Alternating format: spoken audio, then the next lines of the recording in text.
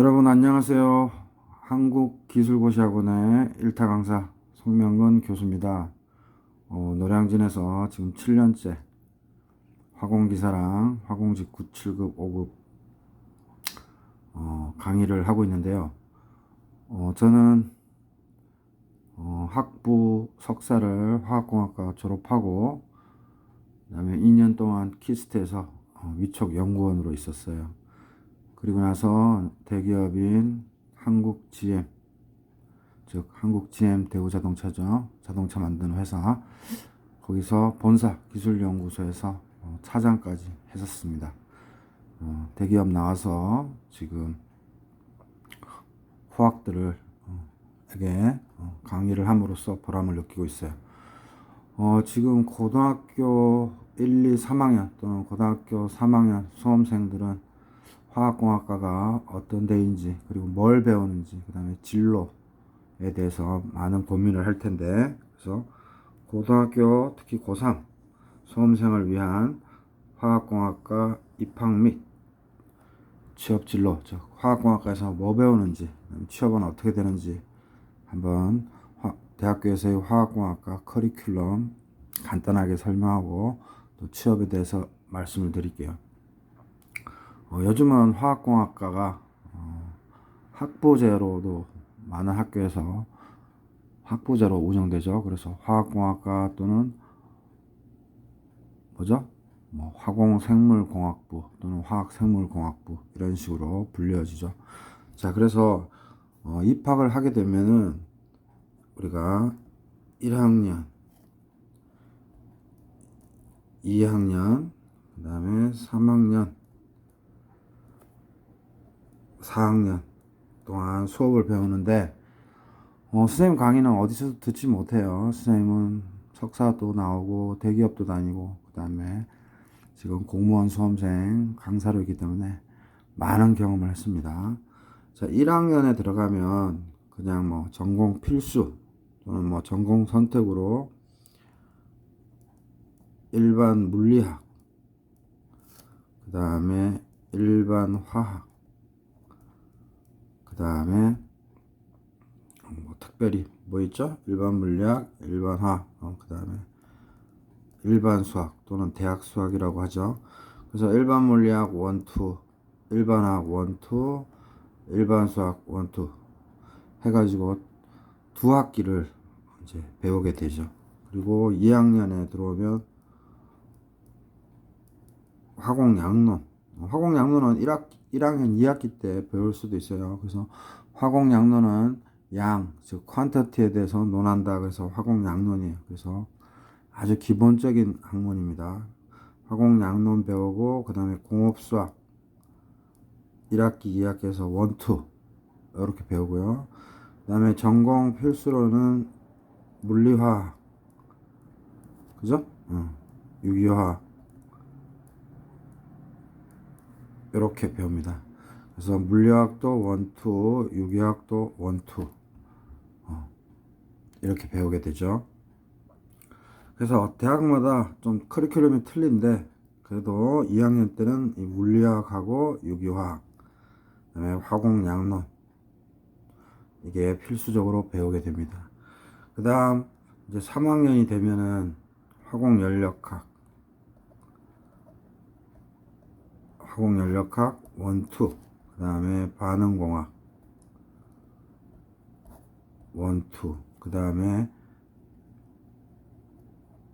유체역학, 즉 모멘텀 트랜스퍼라고 해서 유체역학을 배우고 그 다음에 열전달을 배우고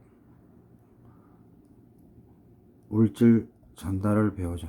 그래서 유체역학 한 학기, 열전달 한 학기, 물질 전달 한 학기라고 생각하면 돼요. 그래서 3학년 때 유체역학하고 열전달만 배우는 학교가 있고 또 2학기 때는 열전달, 물질 전달 또 배우는 학교가 있고, 어쨌든 모멘텀 트랜스퍼, 유체역학, 히트 트랜스퍼, 열전달, 그 다음에 매스 트랜스퍼, 물질 전달 이렇게 해서 전달 현상 요거를 전체적으로 옛날에는 이동현상 그랬는데 다 같아요. 전달현상, 이동현상을 배웁니다. 그 다음에 이 유기화학을 계속 살려서 이제 3학년, 4학년 때 고분자 화학을 배운다든지 전기화학을 배운다든지 그 다음 물리화학 베이스로 해서 뭐죠? 전기공업화학 또는 전기화학 이거를 배우죠. 유기화학이니까 고분자화학, 전기화학은 물리화학 쪽으로 링크를 하면 되겠네요. 전기화학, 그 다음 뭐가 있을까요? 반도체공학 이런 식으로 배우게 됩니다. 그래서 요 고분자 화학이나 전기화학이나 반도체공학 이거는 뭐예요? 우리가 유기공업화학 또는 무기공업화학에 해당되는 거죠.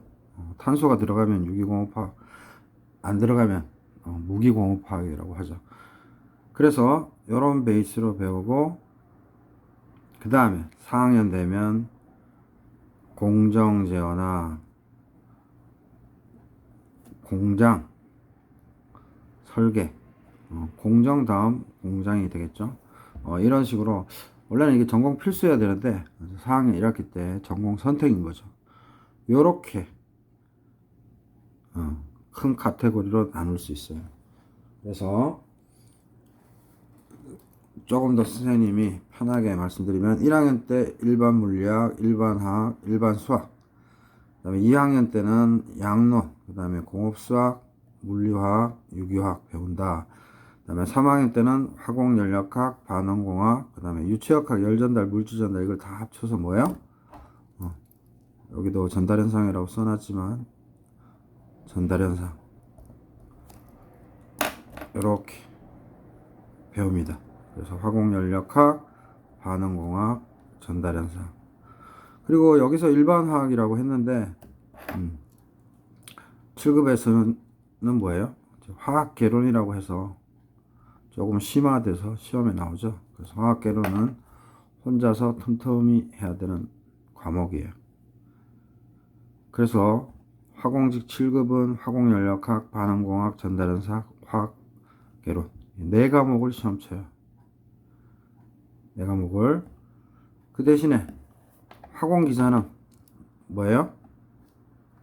참고로 전달현상은 학문적인 얘기고 이건 학문적이라면 이제 공학적으로는 단위 조작이라고 해요. 그래서 유닛 오퍼레이션.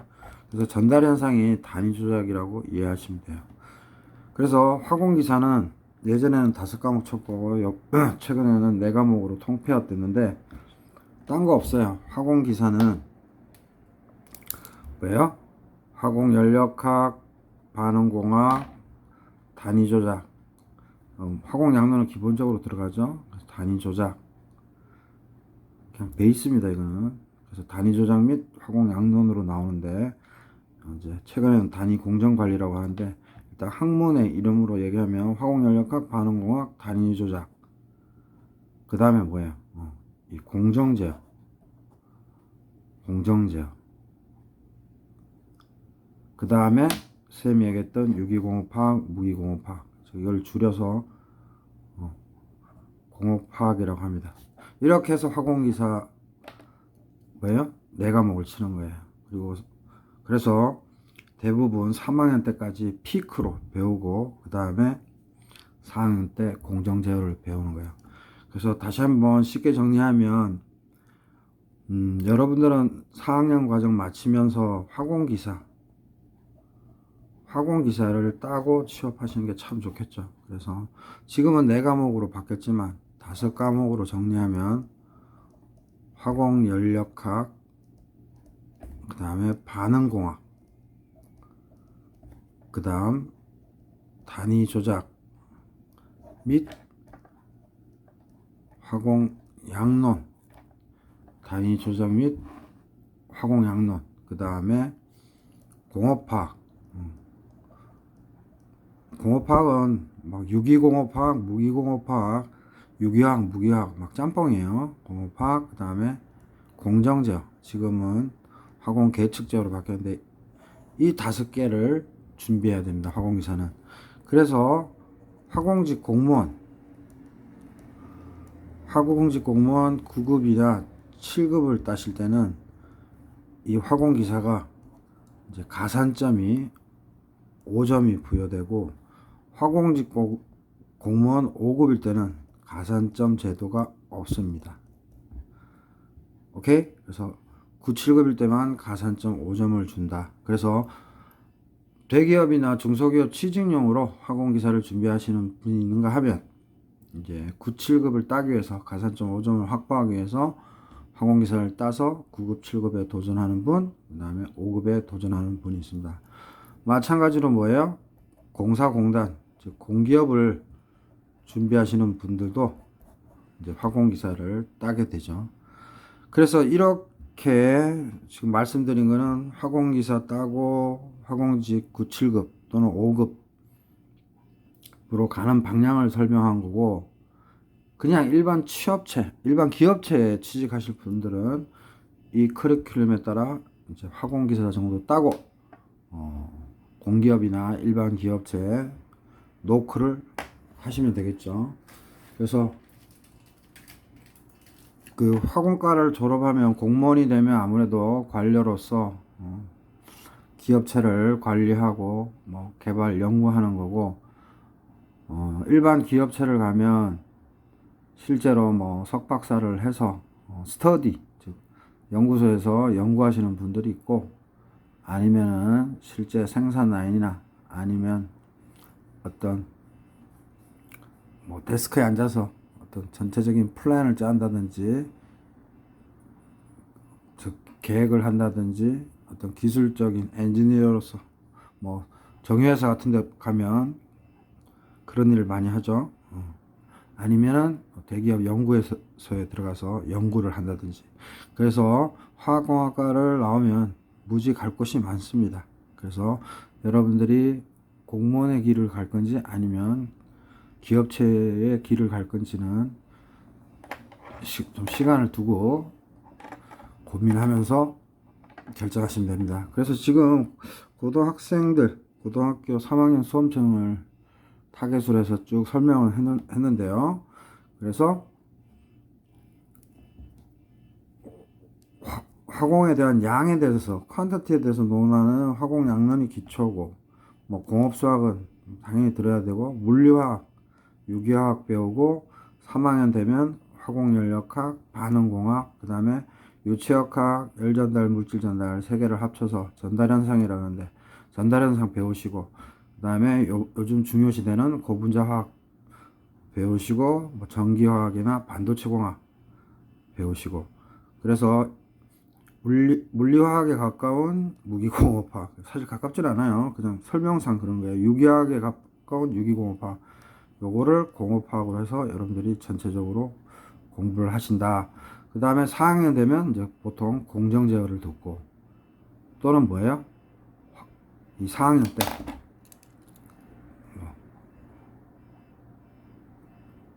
화학공학, 즉 화학자 빼도 되는데 화학 공정 설계나 화학 공장 설계, 뭐 이런 것들을 듣게 되죠. 그래서 웬만하면 3학년 때 전공을 다 배우게 된다. 그래서 4학년 때는 특히 1학기 때 공정 제어를 끝내야지만 화공기사에서 화공 계측 제어 과목을 쉽게 고득점을 올릴 수 있는 거죠. 그래서 공정 제어 선택하지 않은 분들은 화공기사 따기 힘들어요.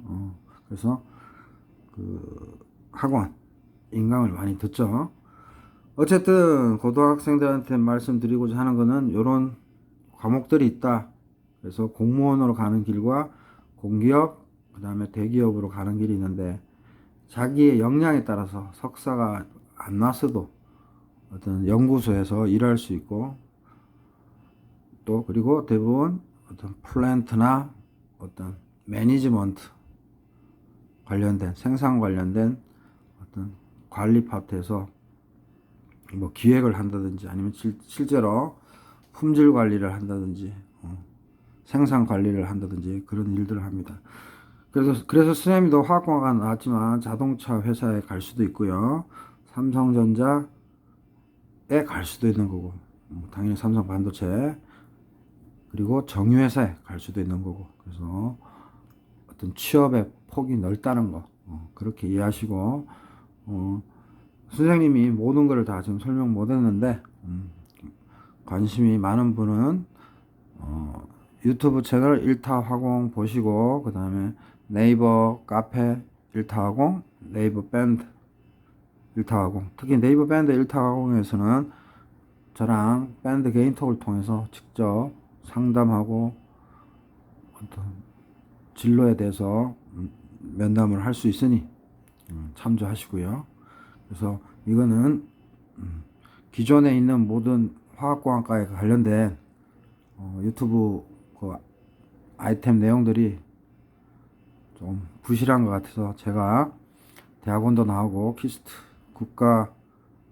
국가연구소 최초의 우리나라 국가연구소죠. 박정희 대통령이 만드신 미국 설계로 만들어서 지금까지도 건물이 짱짱합니다. 홍릉에 있죠.